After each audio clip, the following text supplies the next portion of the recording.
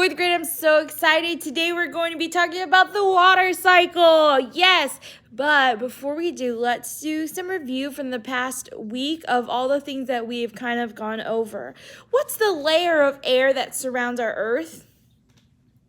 The layer of air surrounding the Earth is called the atmosphere. Now, in which state of matter does air exist naturally? So if you're thinking, what am I breathing?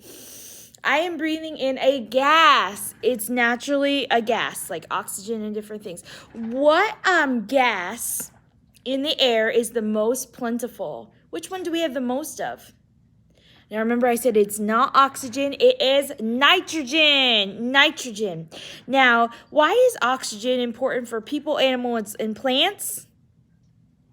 Well, it's important because they need oxygen to breathe and create energy. What gas do plants take to make food? Plants take carbon dioxide. Remember, plants take in carbon dioxide and spit out oxygen. We breathe oxygen and spit out carbon dioxide. Now, what keeps the blanket of Earth from floating away?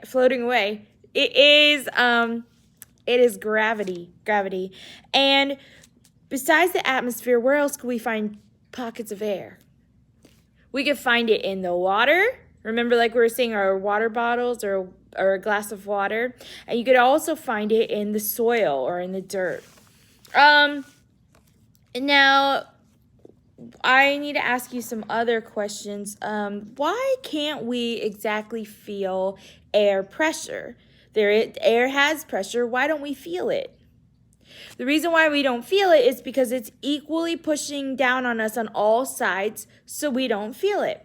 Where is air pressure more? The higher up you go or the lower you go? Well, if you think of gravity and gravity's pull is lower, and remember we were saying that if we had all the boys and they stacked up, the person who is feeling the most pressure, the most squished is the one at the bottom. So air pressure is more at the bottom. Now, when we talked about warm air and cold air yesterday, which one rises?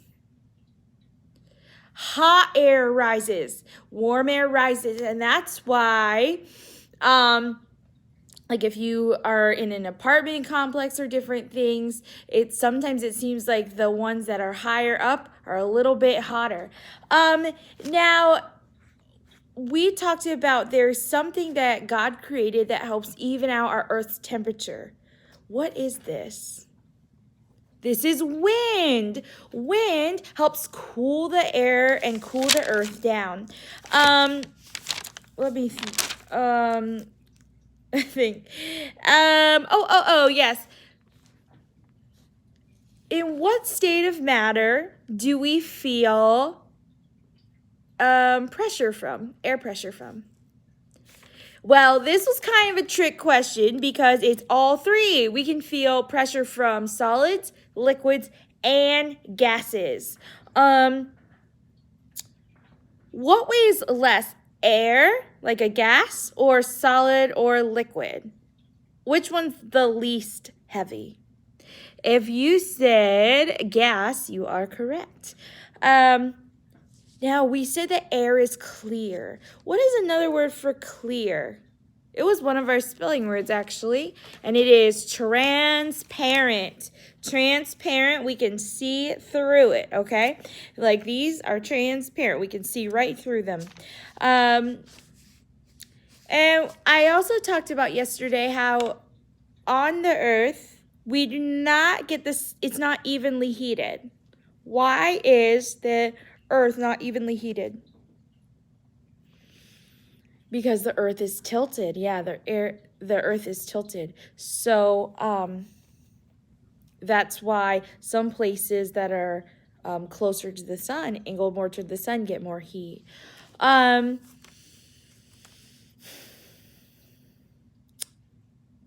This is a tricky one, but we talked about this yesterday. Does the sun warm the air first? Or does the sun warm the ground first? It passes through the air first, but it remember, it warms the earth first. It goes straight through because air is transparent. And so the heat goes directly to the ground. And the way the air heats up is because of the constant, the molecules constantly bumping into the ground. And then we get temperature changes. And remember, warm air rises, which causes a cold front to come in, which gives us more wind, and it also creates some pressure. So when we get done with this science video, you can take your Science Quiz 13 and make sure you take a picture of it and upload it to Google Classroom. But because if you guys are watching this video, this is just a test. Don't tell anyone that's not watching the video, okay? But if you're actually watching the video, Science Quiz 13 is an open book quiz, all right? So you can use your book to find the answers for Science Quiz 13. For those people that aren't watching the video, it won't be open book for them. So this is just a test to see how many people are actually watching the video. If you did, good for you. Now let's get started with page 120. And you guys were supposed to read this yesterday to just get a head start and kind of find out about the water cycle. Now I'm so excited because I love the videos that I have for the water cycle. And last year they love them and they can sing them. The water cycle takes the water and moves it up and down and all around the earth. This is going to be our new theme song. Just kidding. But when you come back November 30th, we will be playing it a lot, okay? Because we are going to learn this song. But let's talk about the water cycle. All right, so we're on page 120. Today, I believe we're only going to be talking about evaporation.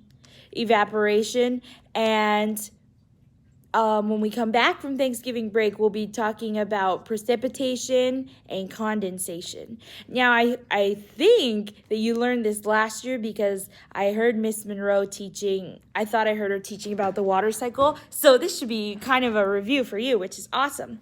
So if you go to your book on page 120, that's where we're going to get started. The water cycle. There is always water in the air. You will remember that although scientists do not consider water vapor to be a part of air itself, there is no air which does not contain some water vapor. The Earth and its atmosphere are constantly exchanging water. So right now, when you take a breath of air, you are breathing a little bit of water vapor. Now, when you go to a drier climate, like the desert, aka Arizona or California or somewhere around there, not all of California, just certain parts, it will be more desert area, which means there's going to be less water vapor in the air. Now, the Earth and the atmosphere are like friends. They're constantly giving and exchanging water. It's just they're constantly going. The Earth is saying, here, take some water, and the atmosphere is taking water and then giving some back. So they're constantly in a sharing process. As water moves from the Earth to the air and back again, it changes from a liquid to a solid or a gas, and this is called the water cycle. So if you have your book, highlight the water cycle. And the water cycle is God's plan, part of God's plan for keeping the earth supplied with water. Have you ever heard of recycling? Recycling is when you take your plastic and your waste and different things and you collect it and you put it in a trash can and then they reuse it for something else, okay? This is recycling. Well, the water cycle, or if you think of a laundry cycle, it just goes around and around and around, or a bicycle, the wheels go around and around and around. The water cycle, it's just a water process of going around and around and around from the ground to the sky and back down, and this is constantly called the water cycle. Well, because of the water cycle, we're able to use this water over and over again, the same water that God made when he created the world. We're reusing the same water over and over again. Some of you are like, that's disgusting. But the raindrops that fell on you the last time it rained may have been made up of water that exists thousands of years ago. You might be getting raindrops on you from thousands of years ago. That same water has probably fallen as raindrops many times before. The rain falls into the rivers, The rivers flow into the seas, and then the sea never overflows because the way the water cycle works. Now we're going to be talking about some humidity. Now, I don't know about you, but when I am around humidity, first of all, to me it's an unpleasant experience because the more humidity happens, you can almost feel in summertime when it gets super hot. Do you ever feel this when you're going to the beach that you can feel it almost feels like you almost feel like you can feel like the dampness in the air. It's just sticky and hot. And this is your humidity, okay? This is the amount of water vapor in the air. This is very changeable. When I lived in Las Vegas, we would get temperatures, and I'm sure Evan can say this too because when he lived in Arizona, it gets very hot, like over 100 degrees. But it feels like you're taking a hair dryer and sticking it in your face. It's like this hot wind, but there's not a lot of water vapor in it, so it doesn't feel as like sticky. It just feels like a very dry heat. Don't get us wrong, it was very hot there, but you don't sweat as much because it just evaporates right into the air. There's less water vapor. Humidity, now when you think of a place like Florida, and I know some of you like going to Florida, Florida has a lot of humidity. Whenever I go there, I can just literally, my hair, because it's straight, it just holds and it's thick, so it gets all this water vapor and then it goes, okay, and then my hair just like sticks to my head and gets very flat. Now, some people that have curly hair, like my other friend, she goes into Florida and her hair is like, it is frizzy and huge. So humidity makes your hair respond in different ways, but humidity is like the water vapor in the air. Humidity, water can be in the air as a solid, liquid, or gas. So if you're saying, wait, how is water as a solid? Well, when you have snow coming down or ice coming down, that's water coming as a solid. If you have liquid water, obviously that would be rain or fog that gets so thick you can't even see through it. And then you also have gas, which is invisible, and it's water vapor in the air right now. The amount of water vapor or humidity in the air is changeable. So you can highlight humidity. That's the amount of water vapor in the air. If the air has high humidity, there's a lot of water vapor in the air. And the temperature of the air affects humidity. Warm air is able to hold more water vapor than cool air. So when it is when the hotter it gets, like in Florida, that's when you get those super humid temperatures, which makes it feel even hotter. And it just feels, because there's so much moisture in the air. When we talk about the water in the air, we use the term, not just humidity, but relative humidity to describe the amount of water vapor in the air in relation to the temperature. If the air has a relative humidity of 100%, then that means the air is holding all of the water vapor that it can at that temperature. Because if you get a higher temperature, you can hold more water vapor. And so you can check on your parents' phone if they let you. You can see it'll say it's this temperature with this % humidity. And that's how you know how much relative humidity is in the air.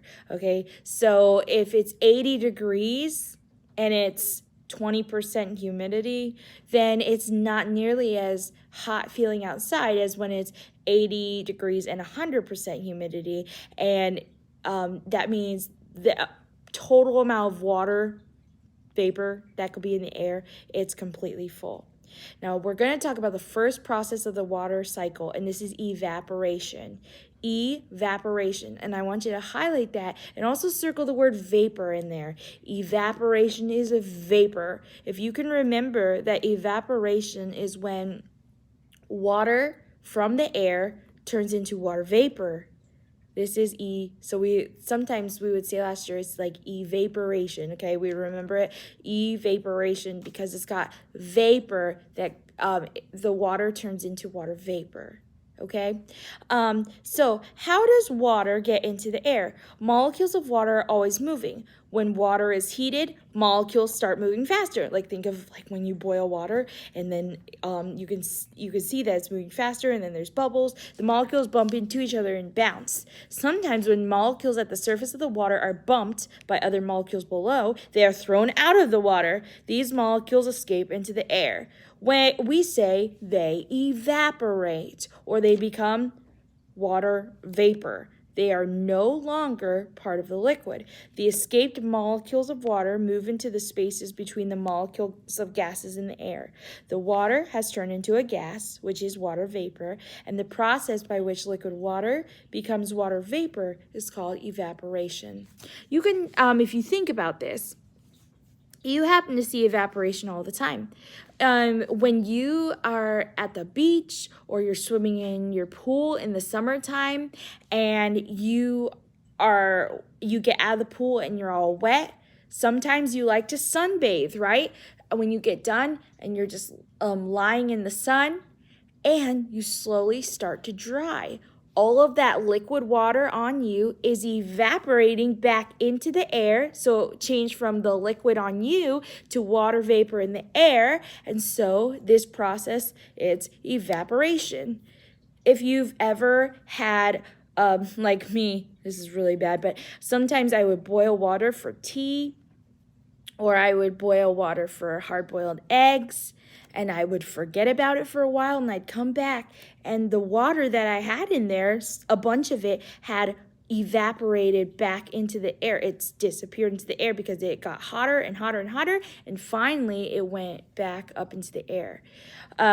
You might have noticed this if you've ever gone to a car wash, and you've had a bunch of liquid on your car, and as you are going about your day, it doesn't stay wet forever. It dries, and the water changed back to water vapor and goes back into the air. This is evaporation. We're recycling that water and sending it back into the air. All right, so energy from the sun provides the heat, which causes evaporation. Water evaporates more quickly on hot days than on cool days. All right, now think about if you were soaking wet and you got thrown outside, you got kicked outside of your house in the middle of winter. All right, you'd be like, and you wouldn't dry for a while. But if you're all wet in the summertime, you would dry a lot faster because heat helps with evaporation. When we talk about the air being hot or cool, you must remember that it's saying like a book is old or new, which means it depends upon the other book that you're comparing it with. Your school book from last year, your third grade books, we would say they're old in relation to, because now we have new books, right? But if we're comparing last year's school book to a book used by the children back in colonial days, we would say, oh yeah, your book from last year is now a new book, right? It all just depends on what you're comparing it to. So when we say that something's hot or cold, we're comparing that thing to something else, all right? So we could say right now it's cold here.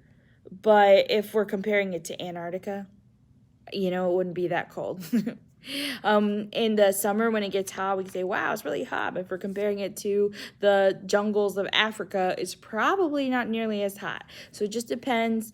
It's depending on what we're comparing it to. All right. Now you could try this experiment at home that says something to do. If you get 2 bowls and you fill them with water, put one in a warm place and one in a cool place and see which one evaporates first. There's so many evaporation experiments you could do just to watch your water disappearing and turning into water vapor. All right, give me a thumbs up if it's true, a thumbs down if it's false. Some of the air that we breathe does not contain water vapor. False. There is no air that doesn't contain some water vapor. True or false? Water changes state as it travels from the earth to the air over and over again. Water changes state as it travels from the earth to the air over and over again. This is actually true because you think about water changes to water vapor, so liquid changes to a gas. and then it falls either as a solid or a liquid, and it starts all over again. So yes, that's true. Water can be in the air as a gas or a liquid, but not as a solid. I kind of gave you the answer. It's false. It's false because water can be in the air as a solid. That's where you get ice or snow from. Number 4, there is always the same amount of water vapor in the air. False. Places like deserts have way less water vapor than places like here. Okay, number 5, cool air can hold more water vapor than warm air. That is false. Warm air holds more. That's why it feels hotter on warm days, because you have more of that water vapor in there. Number 6, the process by which water changes into water vapor is evaporation. That is true. Okay, heat from the sun causes evaporation. True. And water evaporates more quickly on cool days than hot days. No, false. More quickly on hot days. So think evaporation is water basically disappearing, going from a liquid to a gas. And what helps that process is heat. All right, guys, I'll see you next time, and I'll be linking the videos below to watch them. You can watch them a couple times just so they stick in your head. All right, guys, see you later. Bye.